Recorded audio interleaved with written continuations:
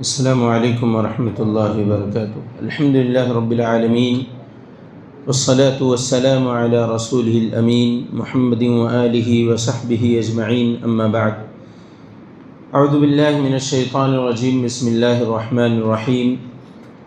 رب هب لی من الصالحین فبشرناہ بغلام حلیم فلما بلغ معه السعي قال يا بني إني أرى في المنام أني أذبحك فانظر ماذا ترى قال يا أبت فعل ما تؤمر ستجدني إن شاء الله من الصابرين۔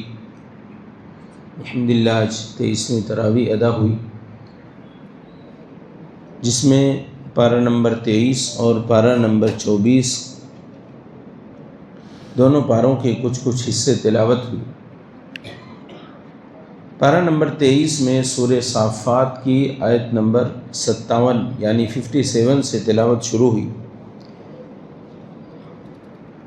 مختلف انبیاء کرام کا اللہ تبارک و تعالیٰ نے اس سورہ کریمہ کے اندر تذکرہ فرمایا ہے۔ یہاں ہم تذکرے کے طور پر حضرت ابراہیم علیہ السلام کا تذکرہ بیان کریں گے۔ حضرت ابراہیم علیہ السلام کے تذکرے میں اللہ تبارک و تعالیٰ نے اولاد کی دعا کا تذکرہ کیا، رب ہب لی من الصالحین، کہ اے میرے رب مجھے نیک لوگوں میں سے اولاد عطا فرما۔ یعنی اللہ تبارک و تعالیٰ سے دعا مانگتے ہوئے نیک اولاد کی دعا مانگنی چاہیے۔ اور اسی طرح سے یہ بات بھی ثابت ہوئی اس آیت کریمہ سے کہ انبیاء کرام بھی محتاج ہوتے تھے اور وہ بھی دعا کرتے تھے، محتاج ہوتے تھے۔ جیسا کہ بعض لوگ اللہ کے نبی صلی اللہ علیہ وسلم کے تعلق سے یہ عقیدہ رکھتے ہیں کہ آپ مختار کل تھے، یعنی تمام چیزوں کا اختیار آپ کے پاس تھا، تو یہ بات قطعی طور پر درست نہیں۔ وگرنہ انبیاء کرام اللہ سے دعا کیوں کرتے؟ جو مختار کل ہو، یعنی جس کو ساری چیزوں پر اختیار حاصل ہو، پھر اسے دعا کرنے کی ضرورت کیوں پڑ سکتی؟ تو حضرت ابراہیم علیہ السلام نے اللہ سے نیک اولاد کی دعا کی، اور اللہ تبارک و تعالیٰ نے وہ دعا قبول کی، نیک اولاد عطا کیا۔ اور اس کی نیکی کا تذکرہ کرتے ہوئے اللہ تعالیٰ نے اس امتحان کا تذکرہ کیا، جو امتحان بطور آزمائش اللہ تبارک و تعالیٰ نے حضرت ابراہیم علیہ السلام سے لیا۔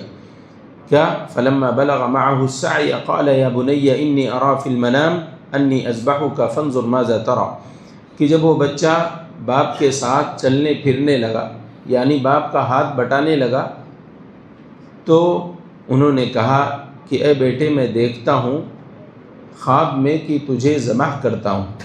اور انبیاء کرام کے خواب سچے ہوتے ہیں، انبیاء کرام کے خواب سچے ہوتے ہیں۔ میں اور آپ اپنے خواب پر انبیاء کے خواب کو نہ تولیں، یعنی ان کے خواب الگ لیول کے ہوتے تھے، ہمارے خواب اس لیول کے نہیں ہوتے۔ ہر دیکھی سنی چیز جو ہم خواب میں دیکھتے ہیں سچی نہیں ہوتی، کیونکہ ہمارے اوپر شیطان کے وسوسے، شیطان کی سازشیں اور اس کے مکر و فریب کام کرتے ہیں، انبیاء پر نہیں کرتے۔ لیکن انبیاء پر بھی کوششیں کرتا ہے، بلکہ اللہ ان کی حفاظت کرتا ہے۔ تو یہ خواب دیکھا، اور جب یہ خواب ریپیٹ آیا تو اپنے بیٹے سے بیان کیا، اور بیٹے نے جیسا کہ صالحین کی دعا مانگی تھی تو ویسا ہی صالح بیٹا تھا، جس نے باپ کے ایک اشارے پر اپنی جان قربان کرنے کا وعدہ کر لیا۔ کہا قال یا ابت فعل ما تؤمر ستجدنی ان شاء اللہ من الصابرین، کہ ابا جان آپ کو جو حکم دیا جا رہا ہے آپ بلا تأمل کر گزریے، آپ کو سوچنے سمجھنے اور مجھ سے رائے مشورے کی ضرورت نہیں، آپ انشاءاللہ مجھے صبر کرنے والا پائیں گے۔ فلما اسلم وتلہ للجبین، جب وہ دونوں لوگ اللہ کے اس حکم پر فرما بردار ہو کر آئے اور پیشانی کے بل باپ نے بیٹے کو لٹا دیا، وَنَادَيْنَاهُ أَن يَا إِبْرَاهِيمُ، اب ذبح کرنے والے تھے کہ ہم نے ابراہیم کو ندا لگائی، قد صدقت الرؤيا إِنَّا كَذَلِكَ نَجْزِي الْمُحْسِنِينَ، کہ تم نے اپنے خواب کو سچ کر دکھایا۔ اور اللہ نے اس آزمائش کو بہت بڑی آزمائش کہا، إِنَّ هَذَا لَهُوَ الْبَلَاءُ الْمُبِينُ، کیونکہ آزمائش بڑی کیوں تھی؟ ایک تو اولاد نہیں تھی، پھر بڑھاپے میں تفسیری روایات کے مطابق حضرت ابراہیم علیہ السلام کی عمر 80 برس تھی جب حضرت اسماعیل علیہ السلام پیدا ہوئی، یعنی 80 سال اگر اس میں سے 20 سال ابتدا کے نکال دیے جائیں تو بھی 60 سال کا وقفہ اولاد کی نعمت کے انتظار میں گزارا ہے۔ اور پھر اس کے بعد اللہ سے بڑی منتوں سماجتوں کے بعد جب ایک اولاد ہوئی تو اللہ تعالیٰ نے اسی کو قربانی کے طور پر مانگ لیا۔ تو یہ بڑی آزمائش تھی، ہے نا۔ ہمارے یہاں دیکھیے آپ، اگر ایک اولاد ہو کسی کے تو یا تو بہت شریر ہوتی ہے یا بہت شریف ہوتی ہے، دو میں سے ایک ہوتا ہے، مڈل میں تو نہیں ہوتا ہے۔ مڈل اس کے لیے بنا ہی نہیں، یا تو بہت لاڈ پیار میں بہت زیادہ شریر ہو جائے گا یا بہت لاڈ پیار کا اچھا فائدہ اٹھا کر بہت شریف بن جائے گا، بیچ کے راستے پر نہیں رہتا۔ تو مطلب یہ ہے کہ ایک اولاد، اور وہ بھی اتنے مناجات کے بعد اللہ تبارک و تعالیٰ کا اس کا سوال کر لینا اور دونوں باپ بیٹے کا قربانی کے لیے تیار ہو جانا، یہ سب کچھ ایک سبق تھا پوری انسانیت کے لیے کہ اللہ تبارک و تعالیٰ جب جو جان دینے والا ہے، جب جان مانگ لے تو اس کے لیے قربان کر دینا، یہ بھی حق ادا کرنے جیسا نہیں۔ شاعر نے کہا کہ جان دے دی ہوئی اس کی تھی، حق تو یہ ہے کہ حق ادا نہ ہوا۔ تو بہرحال اللہ تبارک و تعالیٰ کا ہمارے اوپر تمام طرح سے حق۔ اس کے بعد حضرت یونس علیہ السلام کا تذکرہ ہوا، جو کہ مچھلی کے پیٹ میں چلے گئے نا، نینوا کی طرف نبی بنا کر بھیجے گئے تھے، اور وہاں پر جبابرہ کی حکومت تھی، بنی اسرائیل کو انہوں نے نجات دلائی، اور جب دیکھا کہ قوم ایمان پر نہیں آ رہی تو بستی چھوڑ کر چلے گئے۔ بستی چھوڑ کر چلے جانا کسی نبی کے لیے اللہ کی طرف سے معزول نہیں ہے، یعنی اس کی اجازت نہیں ہے کسی نبی کو کہ وہ اللہ کے حکم کے بغیر جہاں نبی بنا کر بھیجے گئے ہیں اس شہر یا اس بستی کو چھوڑ دیں۔ بہرحال یہ ہوا، حضرت یونس علیہ السلام سے باہر نکل کر بھاگ کھڑے ہوئے، لیکن قوم کا درد تھا کہ بستی کے باہر کھڑے ہو کر ہر آنے جانے والے سے پوچھتے تھے بھئی عذاب تو نہیں آ گیا ان کے اوپر، کیا حال ہے، قوم کس حال میں؟ یہ ایک درد ہوتا تھا انبیاء کا۔ تو بہرحال بعد میں حضرت یونس علیہ السلام جب کشتی میں سوار ہوئے اور کشتی ہچکولے کھانے لگی، لوگوں نے نام نکالا حضرت یونس علیہ السلام کا نام، پہلی بار، 2 بار، 6 بار، جب بار بار انہی کا نام آیا تو ان کو توان و کرہن دریا میں کود جانا پڑا۔ دریا میں کودے، اللہ کے حکم سے مچھلی نے ثابت نگل لیا، ثابت اپنے پیٹ کے اندر نگل لیا، اور اللہ تعالیٰ نے کہا کہ لَلَبِثَ فِي بَطْنِهِ فَلَوْلَا أَنَّهُ كَانَ مِنَ الْمُسَبِّحِينَ لَلَبِثَ فِي بَطْنِهِ إِلَى يَوْمِ يُبْعَثُونَ۔ اگر وہ تسبیح کرنے والے نہ ہوتے، یعنی وہ جو دعا پڑھ رہے تھے، اگر وہ دعا نہ پڑھتے تو قیامت کے دن تک اسی مچھلی کے پیٹ میں پڑے رہتے۔ تو اس آیت کریمہ کے تناظر میں یہ بات کہنی ضروری ہے کہ جب تک ہم اللہ کا ذکر اور تسبیح کرتے رہتے ہیں تب تک اس دنیا کے آفات ہم سے دور رہتے ہیں، گرچہ ہمیں کبھی محسوس نہ ہوں۔ کچھ آفتیں ایسی ہوتی ہیں جو غیر محسوس طریقے سے ہمارے اوپر آتی ہیں، ہم اسے سمجھتے ہیں کہ ہماری غفلتوں کوتاہیوں کا نتیجہ ہے، وہ تو ہیں ہی کہ ہم غفلت کر رہے ہیں اللہ کا ذکر کرنے میں، لیکن بسا اوقات ہم اسے محسوس نہیں کر پاتے۔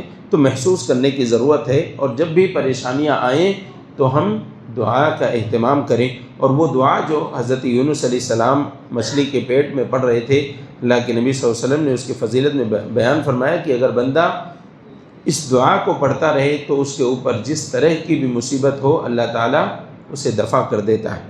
اس کے بعد سورہ صاد، اس کے اندر اللہ رب العالمین نے بہت سارے انبیاء کرام کا تذکرہ کیا، اور ابتدائی آیات میں توحید کی دعوت اور اس پر قوموں کے رویے اور ان کے انجام کا تذکرہ کیا کہ توحید کی دعوت دی جاتی تو ان کو تعجب ہوتا، کہتے وَعَجِبُوا أَن جَاءَهُم مُنذِرٌ مِّنْهُمْ، ایک ڈرانے والا ان میں سے آیا، اس بات پر ان کو تعجب ہے۔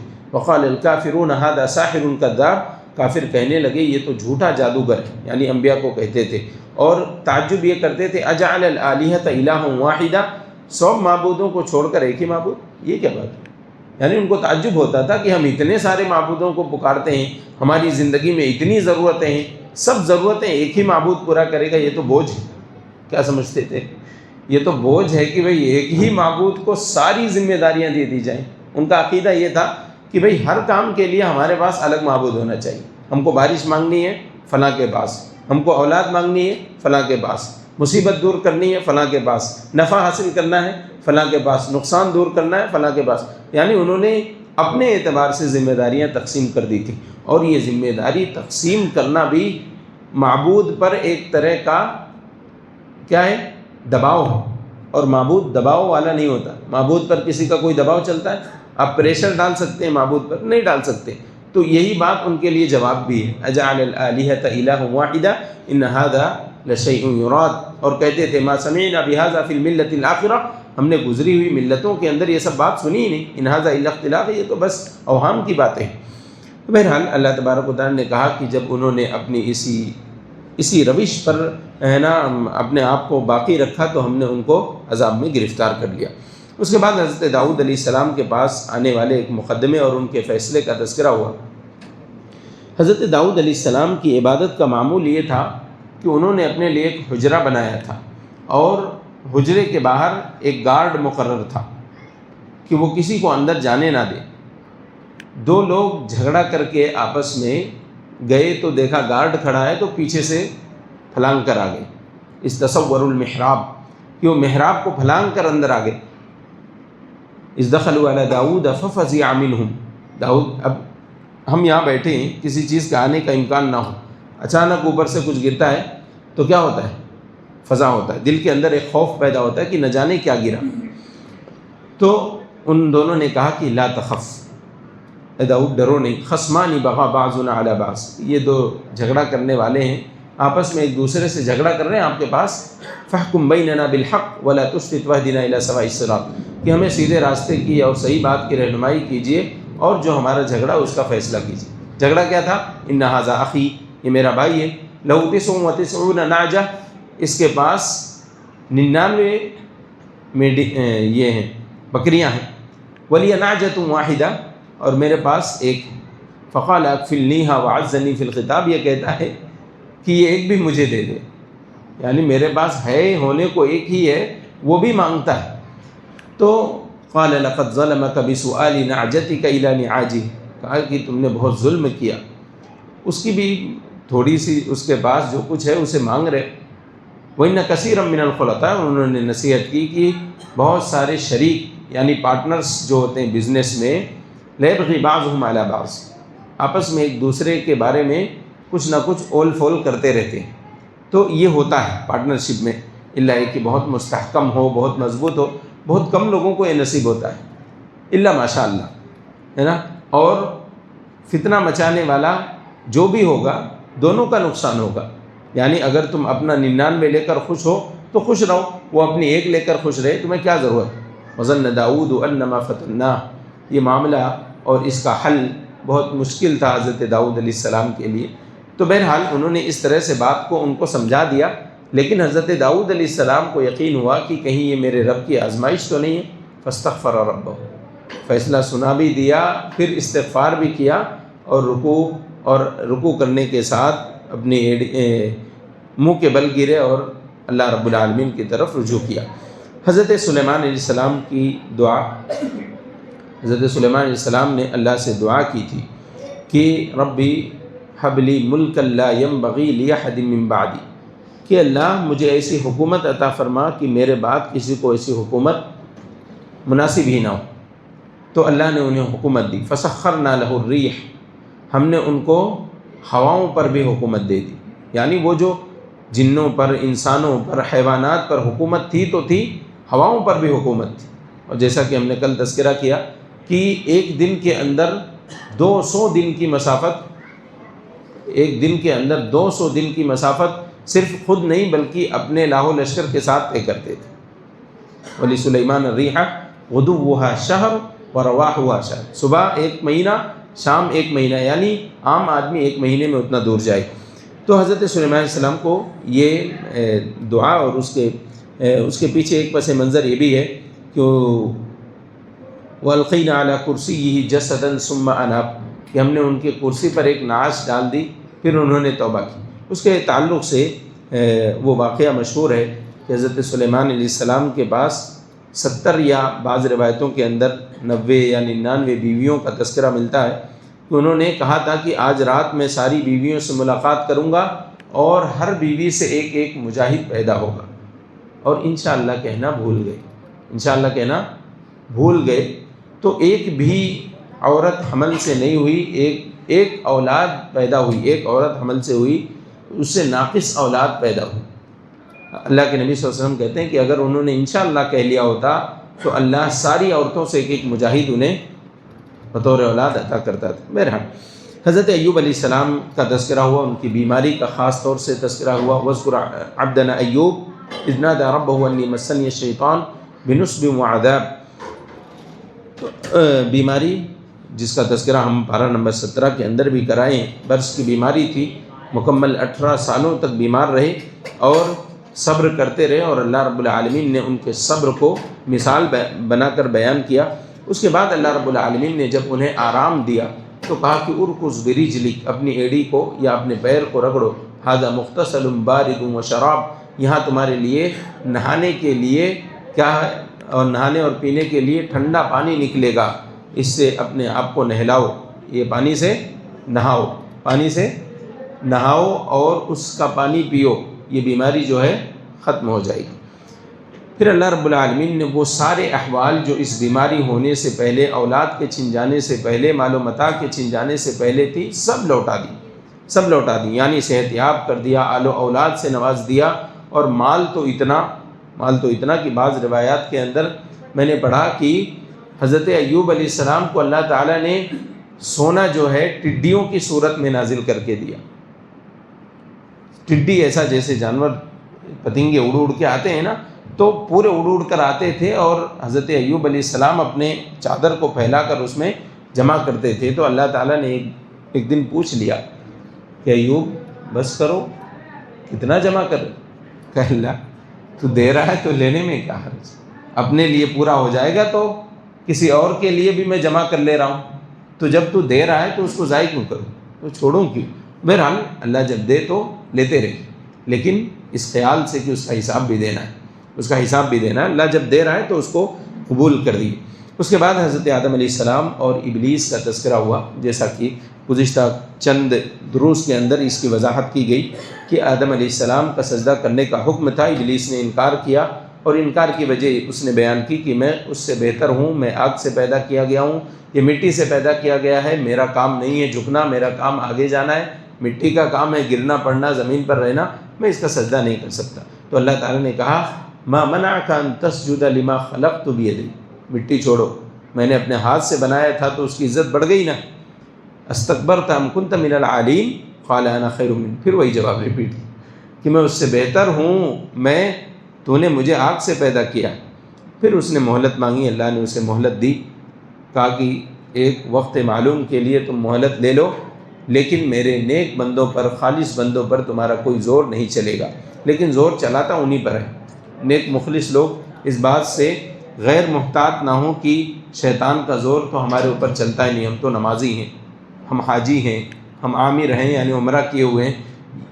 اس ظام میں بہت سارے لوگ شیطان کے وسوسے میں آ جاتے ہیں، شیطان کے بہکاوے میں آ جاتے ہیں، اور شیطان ان کو انہی کے راستے سے گمراہ کرتا ہے، انہی کی عبادتوں پر ڈاکہ ڈالتا ہے، کبھی ریاکاری کے ذریعے سے، کبھی احسان جتانے کے ذریعے سے۔ کیا سمجھتا ہے تو؟ ہاں میں 5 وقت کا نمازی ہوں، میرے سے بات کرتا۔ اس طرح کے جو بات کرنے والے لوگ ہوتے ہیں نا، یہ شیطان بلواتا ہے ان سے، یعنی اپنی عبادتوں کا زوم لوگوں پر دکھاتے ہیں، یعنی رعب دکھاتے ہیں، بھئی میں بہت بڑا عابد ہوں۔ اس سے بھی نیکیاں کیا ہو جاتی ہیں؟ ضائع ہو جاتی ہیں، وہ نیکیاں جو اللہ کے پاس اسے قریب کرنے والی تھیں، اللہ سے دور کر دیتی ہیں۔ اس کے بعد سورۃ الزمر، اللہ کے لیے خالص عبادتوں کو انجام دینے کا حکم 2 بار ریپیٹ کیا گیا کہ اللہ کے لیے خالص کر کے دین کو اپناؤ اور عبادت صرف اسی کے لیے کرو۔ اس کے بعد اللہ کے مختلف صفات کا بھی تذکرہ ہوا، اور اس میں سے خاص طور سے انسان کی پیدائش کا، کہ اللہ تعالیٰ انسان کی پیدائش 3 تاریکیوں میں کرتا ہے نا، فی ظلمات 3، 3 تاریکیوں میں اللہ انسان کی پیدائش کرتا ہے۔ کتنی تاریکی؟ رحم مادر، پھر ماں کا بطن، اور اس کے بعد اس بطن کی وجہ سے جو تاریکی اور اندھیرا ہے۔ آپ کا کیا خیال ہے کہ اتنی تاریکی میں کوئی چھوٹی موٹی چیز بنائی جا سکتی ہے؟ اللہ نے تاریکی کا تذکرہ خاص طور سے اس لیے کیا کہ یہ جو تم اپنے آپ کو دیکھ رہے ہو اللہ تعالیٰ کے اندھیرے میں بنایا ہوا ایک مجسمہ ہے، فی ظلمات ثلاث ذالکم اللہ ربکم، یہ تمہارا رب ہے، ذالکم اللہ ربکم، یہ تمہارا رب ہے جس نے تمہاری پیدائش کی ہے، اندھیرے میں بنایا ہے اور اتنا خوبصورت بنایا، اندھیرے میں بنایا ہے اور اتنا خوبصورت بنایا، اور وہاں تک تمہاری روزیوں کا انتظام کرنا یہ بھی اللہ کا ایک بڑا شاہکار اور بڑی قدرت ہے۔ فللہ الحمد والشکر علی ذلک۔ اس کے بعد اللہ تعالیٰ نے عالم اور جاہل کا تذکرہ کیا کہ دونوں برابر نہیں ہو سکتے، کیونکہ عالم اللہ کو جانتا پہچانتا، اس کی قدرتوں کا اندازہ اسے، اور جاہل کو ان تمام چیزوں کا نہ تو اندازہ ہے نہ اسے جانتا پہچانتا ہے۔ دروازہ بند رکھو، کیا آواز ہے۔ پھر اس کے بعد اللہ رب العالمین نے موحد اور مشرک کی مثال بیان کی۔ ضرب اللہ مثلا رجلا فیہ شرکاء متشاکسون ورجلا سلما لرجل، کہ اللہ مثال بیان کرتا ہے کہ دو لوگ ہیں، ایک پر کئی لوگوں کا دعویٰ ہے، تو کیا وہ برابر ہے، یا ایک ایسا آدمی بہتر ہے جو صرف ایک آدمی کا ہو، ورجلا سلما لرجل، ایک آدمی ثابت ایک کے لیے، تو بہتر وہی ہے نا جو ایک ہے، کئی سارے ہوں گے تو جھگڑا ہوتا رہے گا، ہے نا۔ اسی لیے اللہ تعالیٰ نے کہا لو کان فیہما آلہۃ الا اللہ لفسدت، اگر زمین آسمان کے معبود دو معبود ہوتے تو اس کے نظام کیا ہو جاتے، درہم برہم ہو جاتے، بکھر کر رہ جاتے۔ اس کے بعد اللہ تبارک و تعالیٰ نے نبی صلی اللہ علیہ وسلم کی وفات کا تذکرہ کیا، کہا انک میت وانہم میتون، اور یہ عقیدہ تمام مسلمانوں کو رکھنا ضروری ہے کہ نبی کریم صلی اللہ علیہ وسلم بتقاضۂ بشریت اپنی وہ زندگی جو اللہ نے آپ کو مقدر کی تھی وہ زندگی جی کر اس دنیا سے رخصت ہو چکے ہیں، اور قیامت والے دن اللہ کے نبی صلی اللہ علیہ وسلم کو دوبارہ زندہ کیا جائے گا، اور اس وقت تک آپ صلی اللہ علیہ وسلم اپنے قبر کے اندر اپنے پورے سالم جسم کے ساتھ موجود رہیں گے۔ یہ انبیاء کو خصوصیت ہے کہ ان کا جسم سڑتا گلتا نہیں ہے، عام انسانوں سے اللہ تعالیٰ نے نبیوں کو یہ فضیلت دی ہے، لیکن میت کے ہونے کے اعتبار سے سب برابر ہے۔ اللہ نے کہا انک میت، پورا لفظ ہی رکھ دیا اللہ نے، کوئی ڈاؤٹ نہ ہو اس کے اندر، کوئی ادھر ادھر کا معنی نہیں۔ انک میت وانہم میتون، اے نبی آپ مرنے والے ہیں اور آپ کے دشمن بھی مرنے والے۔ ثم انکم یوم القیامۃ عند ربکم تختصمون، پھر تم سب قیامت والے دن اللہ کے پاس اپنا یہ جو معاملہ ہے، یہ کیس ہے، اس کے بارے میں کیا کرو گے، لڑائی، اپنا اپنا کیس لڑو گے، تو اللہ اس کا فیصلہ کرے گا۔ اس کے بعد اللہ رب العالمین نے پارہ نمبر 24 کی ابتدائی آیات میں یہ سوال کیا بندوں سے، کیا اللہ اپنے بندوں کے لیے کافی نہیں؟ الیس اللہ بکاف عبدہ، یہ لوگ طرح طرح کے اولیاء کے سامنے اپنی جبین نیاز رسوا کر رہے ہیں، کیا ان کی حاجتیں سننے کے لیے اللہ کافی نہیں؟ اللہ نے کہا ومن یضلل اللہ فما لہ من ہاد، اللہ جس کو گمراہ کر دے اس کو آپ کوئی ہدایت دینے والا نہیں پائیں گے۔ اس کے بعد اللہ نے اپنی مغفرت کا تذکرہ کیا، مشہور آیت کریمہ قل یا عبادی الذین اسرفوا علی انفسہم لا تقنطوا من رحمت اللہ، کہ میرے وہ بندو جنہوں نے اپنے آپ پر گناہ کر کر کے خوب ظلم کر دیا ہے، اللہ کی رحمت سے مایوس نہ ہو۔ ان اللہ یغفر الذنوب جميعا، اللہ سارے گناہ معاف کرتا ہے، انہ هو الغفور الرحیم، بے شک وہ بخشنے والا اور رحم کرنے والا ہے۔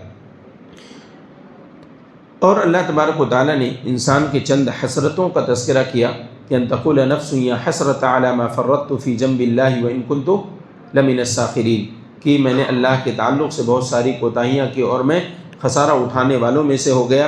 او تقول لو ان اللہ ہدانی لکنت من المتقین، کہ یہ بھی حسرت کریں گے قیامت کے دن کی اگر اللہ نے ہمیں ہدایت دی ہوتی تو ہم بھی متقیوں میں سے ہوتے۔ جیسے آج بہت سارے لوگ کہتے ہیں نا، نماز پڑھنا چاہتا ہوں لیکن اللہ ہدایت نہیں دے رہا ہے، تو اپنے نمازی دوست سے کیا کہتے ہیں، جا تو نماز پڑھنے جا رہا ہے، میرے لیے دعا کر کے اللہ مجھے بھی ہدایت دے کہ میں بھی نمازی ہو جاؤں، ہے نا۔ اور اچھی جاب کرنے والے دوست سے یہ نہیں کہتا ہے کہ جا تو جاب کر پیسے کما، میرے لیے دعا کرتے رہ، میں گھر میں بیٹھا ہوں روزی آتی رہے گی، وہاں نہیں کہتا، وہاں راستے اور تدبیریں اختیار کرتا ہے، لیکن اللہ کی عبادت کے لیے صرف یہ سوچتا رہتا ہے کہ اللہ ہی ہدایت دے گا تب نماز پڑھنا شروع کروں گا۔ اس کے بعد اللہ تبارک و تعالیٰ نے لوگوں کے جنت اور جہنم میں جانے کا منظر بیان کیا۔ جہنمی جب جہنم کے پاس لے جائیں گے تو دروازہ کھلا ہوا ہوگا، یہاں پر ایک واو کے ذریعے سے دیکھیے اللہ نے یہ فاصل رکھا کہ جہنمی جب جہنم میں لے جائیں گے دروازہ کھلا ہوا ہے، دے جو آ رہا ہے سب کو اندر بھرتے جائیں، لیکن جب جنت کے پاس جائیں گے تو دروازہ بند رہے گا، حتی اذا جاؤوها وفتحت ابوابها، جب یہ لوگ آئیں گے اس کے بعد دروازہ کھولا جائے گا۔ وقال لهم خزنتها سلام علیکم، اور اس کے داروغہ کہہ رہے ہوں گے کہ تم پر سلامتی ہو۔ جنت کے داروغہ کا نام کیا ہے؟ جی بولیے زور سے۔ رضوان۔ جنت کے داروغہ کا نام کیا ہے؟ رضوان۔ مالک جہنم کے داروغہ کا، اور دونوں کی عزت برابر کیجیے۔ بہت سارے لوگ جہنم کے داروغہ کی عزت کم کرتے ہیں، کیوں؟ کیونکہ جہنم کا داروغہ، فرشتہ ہونے میں کوئی فرق ہے؟ مالک اور رضوان میں کوئی فرق نہیں ہے، بس اللہ نے ڈیوٹی الگ جگہ لگائی ہے، اس کا مطلب یہ نہیں کہ ان کی عزت کم کیجیے، ہے نا؟ تو عزت اتنی ہی کرنی ہے، دونوں ہی فرشتے ہیں۔ تو مالک جو ہیں یہ جہنم کے داروغہ اور رضوان جنت کے۔ تو وقال لهم خزنتها، فرشتے کہیں گے ان سے کہ سلام علیکم، تم پر سلامتی ہو، تم نے خوب اچھا کام کیا، فادخلوها خالدین، جاؤ جنت کے اندر ہمیشہ کے لیے داخل ہو جاؤ۔ دعا کریں اللہ ہم سب کو بھی وہ سلام اور یہ استقبال نصیب فرمائے، آمین۔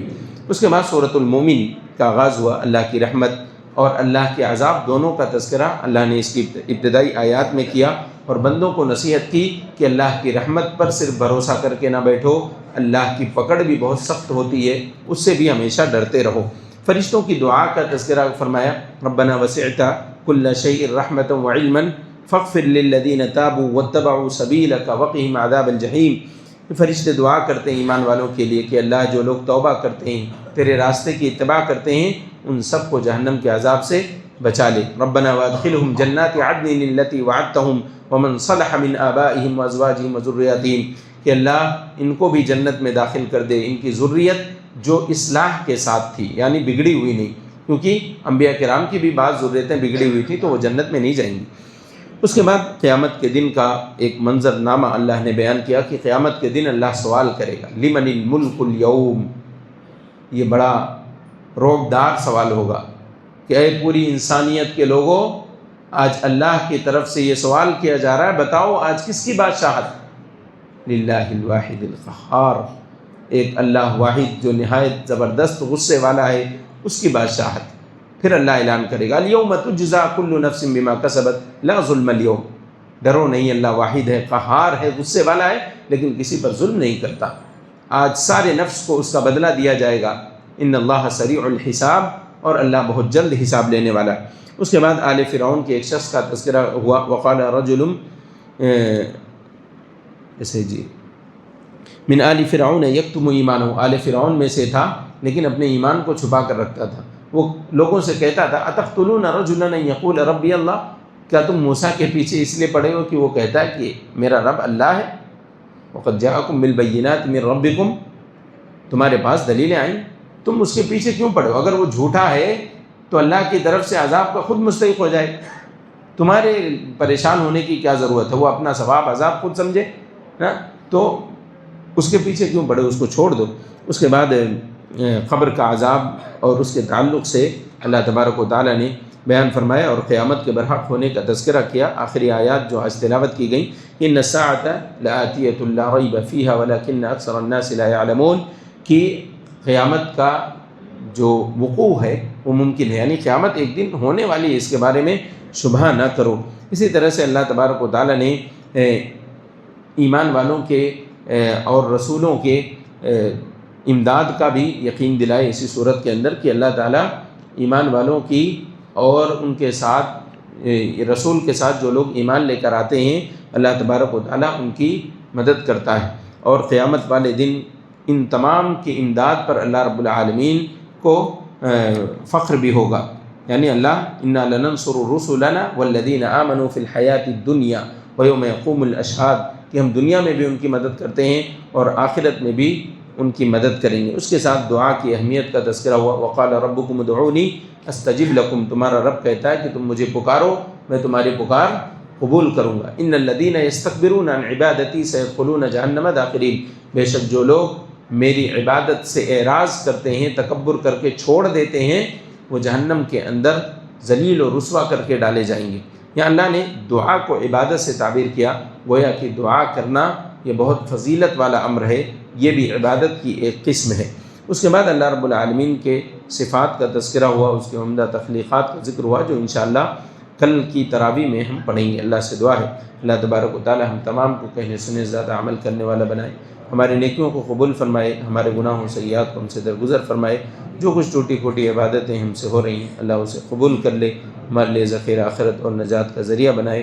الہ العالمین ہمارے والدین پر رحم فرما، ہماری روزیوں کو پاکیزہ اور بابرکت بنا، حلال کی توفیق دے، حرام قسم کے مالوں سے ہماری حفاظت فرما۔